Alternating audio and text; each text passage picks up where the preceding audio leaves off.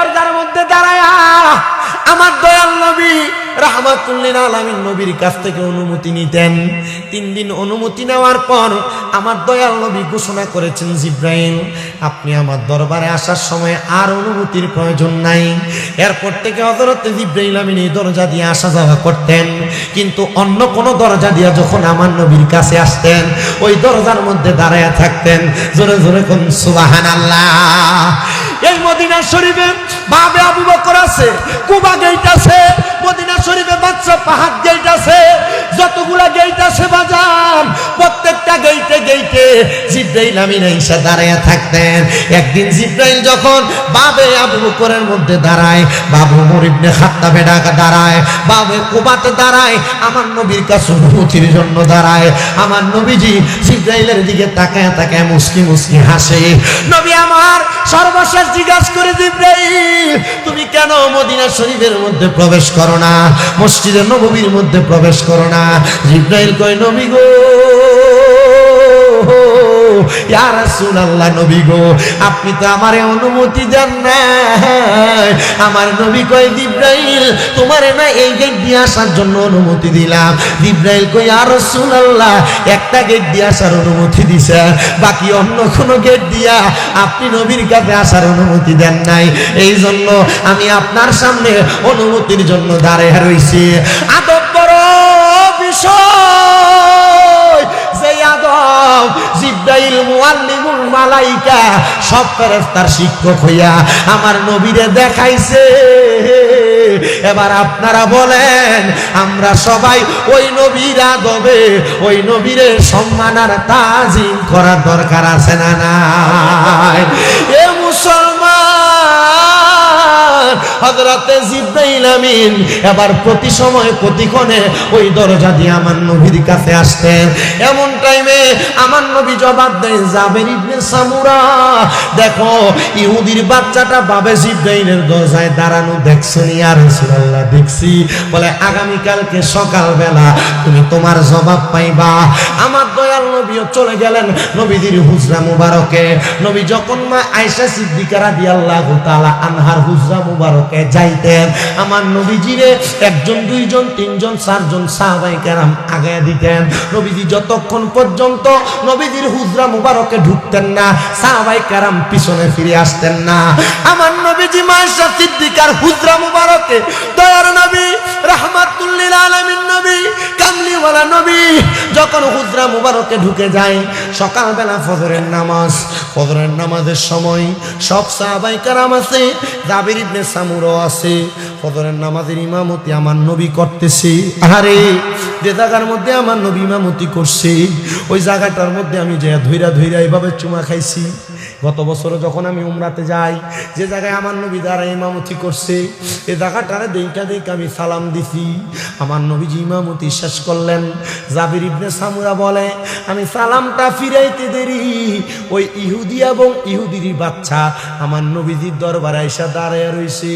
ইহুদি ডাক দিয়া কই, নবী ইয়া রাসূলুল্লাহ, নবী গো আপনি এই মুহূর্তে আমাকে, আমার সন্তানকে, আমার স্ত্রীকে পড়ায়া দেন লা ইলাহা ইল্লাল্লাহু মুহাম্মাদুর রাসূলুল্লাহ সাল্লাল্লাহু আলাইহি ওয়াসাল্লাম। নবীও পড়ায়া দিলেন কালিমা তাইয়্যিবা লা ইলাহা ইল্লাল্লাহু মুহাম্মাদুর রাসূলুল্লাহ সাল্লাল্লাহু আলাইহি ওয়াসাল্লাম। জোরে কোন মারহাবা। আমার নবী যখন কালেমা পড়ায়, জাবির ইবনে সামুরা বলেন, এই হুদিরাম তোমরা তো ইসলাম ধর্ম গ্রহণ করার কথা না, তোমরা মদিনাতুল মুনাওয়ারার সবচাইতে বাজে ইহুদির মধ্যে তোমরাই হইলা সবচেয়ে নিকৃষ্ট, কিন্তু তোমরা কেন ইসলাম গ্রহণ করলা? এবার ইহুদি ডাক দিয়া কয়, হে নবী সাহাবী শোনো, গতকালকে রাত্রবেলা আমার সন্তান আমার কাছে 1 গ্লাস পানি খাইতে চাইছে। আমি আমার সন্তানকে 1 গ্লাস পানি দেই নাই। আমি আমার সন্তানকে বলছি, আমার আব্বা যান পানিটা আপনি নিজে লইয়া খান। আমার সন্তান পানি তুইলা খাইতে গেছেন, আমার সন্তান আমারে ডাক দিয়ে কয়, আব্বা যান পানিটাতে আমি পান করব, আপনি আমাকে একটু আলো জ্বালাইয়া দেন। ওই ইহুদি ডাক দিয়া কয়, পানিটা যখন আমার সন্তান 1 বার 2 বার 3 বার পান করে নাই, আমি আমার সন্তানের জন্য একটু রাগান্বিত হইয়া আমার সন্তানকে গালের মধ্যে একটা থাপ্পড় লাগায়া আমি আমার ঘরের মশালটা জ্বালায়া দিলাম। আমার সন্তান মশালটা যখন জ্বালায়া দিলাম, সন্তান পানি যখন পান করবে, আমি আমার সন্তানের পানিটা তারে পান করাইতে গেলাম। আমার সন্তান কান্না করতে লাগলো, পানির পাত্রর দিকে তাকায়া তাকায়া আমি বললাম, বাবা কান্না করেন কেন, কারণ কি? আমার সন্তান আবারও বেশি কান্না করতেছে। আমি আমার সন্তানের কাছে চলে গেলাম, দেখলাম আমার সন্তান যেই পানির পাত্র থেকে পানি পান করবে, ওই পানির পাত্রের মধ্যে একটা বিষাক্ত পোকা পড়ে আছে, আর আমার সন্তান ওই বিষাক্ত পোকার ভয়ে কান্না করতেছে। আমি বললাম, সন্তান তুমি তো এর আগে আরো অনেকবার পানি পান করছো, তুমি পানিটা আলো জ্বালায়া কেন পান করতে চাই না? আমার সন্তান কয়, আব্বা জান আমি এই কারণে পানিটাকে আলো জ্বালায়া পান করতে চাইছি, মুহাম্মাদুর রাসূলুল্লাহর দরবারে আমি মাঝে মাঝে গোপনে গোপনে লুকিয়া লুকিয়া আমি মুহাম্মাদুর রাসূলুল্লাহর দরবারে উনি কি বলে উম্মতরে কি শিখায় আমি শিখি।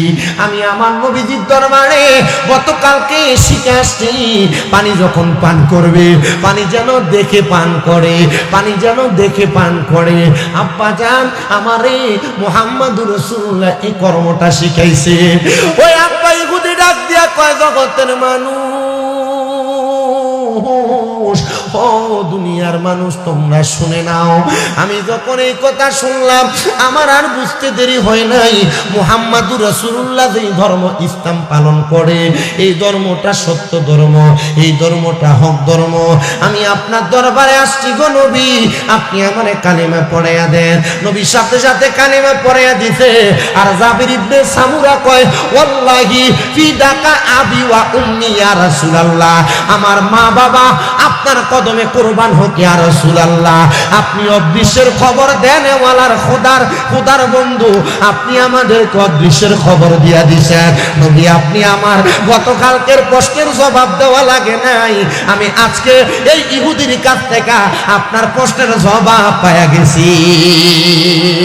আর জবান খুলে ধরে ধরে কোন সুবহানাল্লাহ। আমার বাবাজিরা, হে পর্দার অন্তরালের মা বোনেরা, আপনারা যারা এই জান্নাতের বাগানে বসেছেন, আমার দাড়ি পাকা মুরব্বী বাবারা, আমার যুবক নওজোয়ান বন্ধুরা, ছোট ছোট মাসুম বাচ্চারা, আল্লাহর হাবিব বলেন, হে সাহাবায়ে কেরাম তোমরা শুনো, তোমরা একজন আর একজনের সঙ্গে যেই কথাগুলা বলতেছ, তোমরা তো জানতে চাইতেছ আমি নবী গতকালকে আসরের নামাজের পরে তোমাদের কাছে বলেছিলাম, দুনিয়াতে যারা আল্লাহ তাআলার কোরআনুল কারীম শিখবে, মুখস্থ করবে অথবা পড়বে অথবা জানবে, আমার আল্লাহ তাআলা তাদেরকে জান্নাতের মুকুট পরিধান করাবে। জোরে কয় না সুবহানাল্লাহ। এ পর্দার অন্তরালের আমার মা, আপনাদের যাদের সন্তানেরা মাদ্রাসার মধ্যে পড়ালেখা করে, এ আমার মুরব্বী বাবা, এ যুবক নওজোয়ান বন্ধুরা, আপনাদের যাদের সন্তান, আপনাদের যাদের ভাই ভাতিজারা মাদ্রাসায় পড়ালেখা করে, আমার আল্লাহ তাআলা ওই কোরআনুল কারীম শিক্ষা গ্রহণ করানোর কারণে ওই সন্তানের মা বাবাকে জান্নাতের নূরের মুকুট পরাইয়া দিয়ে দিবেন। বলেন না মারহাবা। সাহাবায়ে কেরাম বলেন, ইয়া রাসূলুল্লাহ আপনি বলতেছেন আমরা একজন আর একজনের সঙ্গে কথা বলতেছি, আমরা কথা বলার কারণটা কি আপনি জানেন? বলে হ্যাঁ জানি। আমরা একজন আর একজনের সঙ্গে কি কথা বলি আপনি রাসূল বলেন না? নবী আমার বলেন, তোমরা একজন আর একজনের সঙ্গে কথা বলে বলে মীমাংসা করে নিচ্ছ জান্নাতের সবচাইতে সুন্দর সবচাইতে দামি মুকুটটা কার মাথার উপর উঠবে, তোমরা এটা জানতে চাইতেছ, আর একজন আরেকজনের সঙ্গে তোমরা কথোপকথন করতেছ। আল্লাহর হাবিব মুহাম্মাদুর রাসূলুল্লাহ সাল্লাল্লাহু আলাইহি ওয়াসাল্লাম নবী আমার বলে, উম্মত শুনে রাখো, ইলম অর্জন করনেওয়ালা ব্যক্তির মধ্যে দুইটা ধাপ, একটা হলো বুঝে বুঝে ইলম অর্জন করা, আর একটা হলো না বুঝে ইলম অর্জন করা। আল্লাহ তাআলা মানব জাতিকে, দুনিয়ার আশরাফুল মাখলুকাতকে এমন একটা পাওয়ার দান করে দিছে, পাহাড়ের চাইতে দামি, আল্লাহ তাআলা আসমানের চাইতে দামি, আল্লাহ তাআলার জমিনের চাইতে দামি, আল্লাহ তাআলার নদী নালার চাইতে দামি। আমার আল্লাহ তাআলা বান্দাদের বক্ষটাকে করে দিয়েছেন, বান্দাদের কলবটাকে করে দিয়েছেন, বান্দাদের অন্তরটাকে করে দিয়েছেন।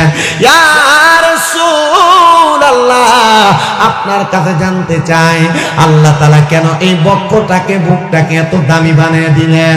পাহাড়কে দামি বানান নাই আল্লাহ তাআলা, কেন সাগরকে দামি বানান নাই আল্লাহ তাআলা, কেন পর্বতকে দামি বানান নাই আল্লাহ তাআলা, কেন আসমান জমিনকে দামি বানান নাই? আল্লাহর নবী বলে একমাত্র কারণ আমার উম্মতের মধ্যে এমন অনেক তালেবুল ইলম থাকবে যাদের এই সিনাটার মধ্যে আল্লাহ তাআলার কোরআন দ্বারা ভরপুর থাকবে গো। আপনারা হয়তো জানেন এই কালীপুর এলাকার মাদ্রাসার মধ্যে অনেক ছাত্ররা পড়ে তাদের সিনাতে কোরআন ধারণ করতেছে। আপনারা যেই লিখিত কোরআনটাকে সম্মান করেন, যেই মসজিদের মধ্যে রাখা এই কোরআনকে আপনারা সম্মান করেন, মসজিদের মধ্যে ছাপাখানা থেকে ছাপায়া 500 টাকা দিয়ে কিনা যেই কোরআনটাকে আপনি সম্মান করেন, এই কোরআনটারে যদি পানিতে ফেলে দিয়ে নষ্ট করে দেওয়া হয়, কোরআনটাকে যদি আগুনে পুড়িয়ে নষ্ট করে দেওয়া হয়, কোরআনটা যদি দুনিয়ার সমাজের প্রত্যেক জায়গা থেকে বিলীন হয়ে যায়, কিন্তু মাদ্রাসায় পড়ে তালেবুল ইলম ছাত্ররা সিনার মধ্যে যে ইলম ধারণ করবে, ওই ইলম কখনো পুরানো যাবে না।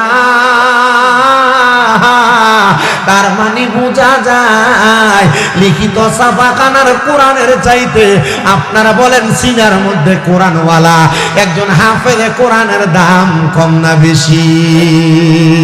এবার আমার আল্লাহ তাআলা কোরআনুল কারীমে ওয়াজ করতেছে, সূরা হাশরের 21 নম্বর আয়াত।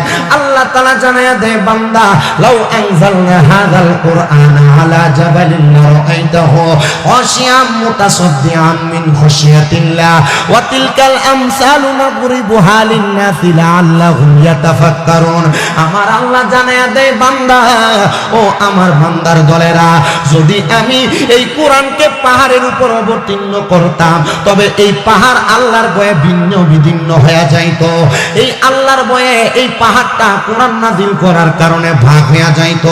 আমি আল্লাহ তাআলা পাহাড়ের মধ্যে কোরআন নাযিল করি নাই, কারণ পাহাড় জবাব দিছে, আল্লাহ আমি পাহাড়ের মধ্যে যদি আমি কোরআনকে রাখেন, আমি পাহাড় কোরআনের ভার বহন করতে পারবো না। আল্লাহ গো, আপনি কোরআনটারে অন্য জায়গার মধ্যে রাখেন। আমার আল্লাহ তাআলা জমিনকে নির্দেশ করেছে, জমিন ডাক দিয়ে কই, আল্লাহ আমি জমিনের মধ্যে কোরআনকে রাখতে পারবো না, কারণ আমি জমিন এই কোরআনকে ধরে রাখতে পারবো না। ও আল্লাহ, আপনি কোরআনটাকে একটা মর্যাদাবান জায়গার মধ্যে রাখেন।